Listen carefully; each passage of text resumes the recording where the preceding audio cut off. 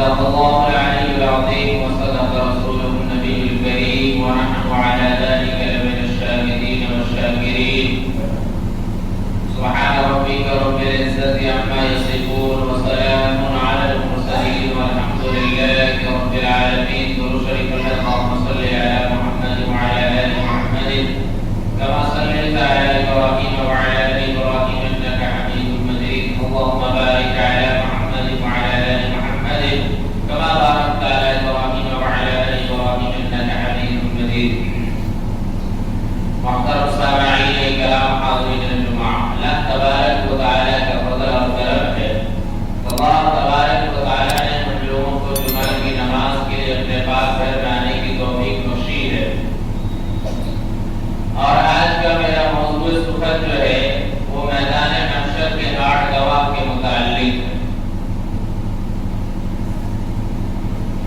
دنیاوی اعتبار سے اگر انسان کوئی گناہ کرتا ہے، کوئی جرم کرتا ہے، کوئی خطا کرتا ہے تو گھبراتا ہے.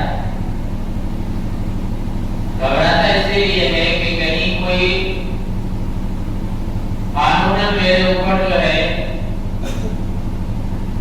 سزا نہ مل جائے. اس لیے دنیا کے اندر کوئی بھی جرم کرتے ہوئے انسان گھبراتا ہے. مثال کے طور پہ انسان جانتا ہے کہ اگر میں کسی کو قتل کروں گا تو اس کی سزا مجھے ملے گی اور بہت سخت سزا ملے گی. اسی طریقے سے انسان اگر کوئی شراب پیتا ہے تو شراب بھی جو ہے وہ احتیاط کے ساتھ پیتا ہے جہاں شراب بندی ہے. اسی طریقے سے انسان اگر کوئی زنا کا ارتکاب کرتا ہے تو وہ گھبراتا ہے کہ کہیں کوئی زنا کرتے ہوئے دیکھ نہ لے. اگر دیکھ لے گا تو اس کی سزا ملے گی.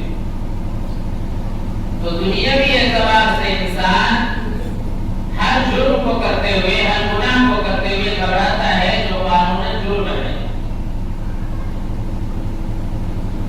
اور احتیاط کرتا ہے